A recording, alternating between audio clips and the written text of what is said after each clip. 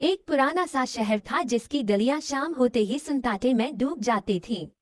वहां एक लड़का रहता था, नाम था ज़ेइन। वो ज्यादा बातें करने वाला नहीं था, मगर इसकी आंखों में हमेशा एक अजीब सी चमक होती थी, जैसे किसी छपी हुई उम्मीद की रोशनी। ज़ैन का दिल बहुत नरम था। लोगों की मुश्किल देखकर इसका दिल खुद ही पिघल जाता था। शहर के किनारे एक बहुत पुराना मोहल्ला था जहां टूटी छतों वाले घर, जंगलालूद दरवाजे और एक छोटी सी मस्जिद थी।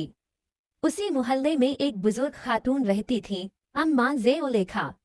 सफेद बाल, लरसते हाथ, कमजोर सी आवाज, मगर दिल के खूबसूरत।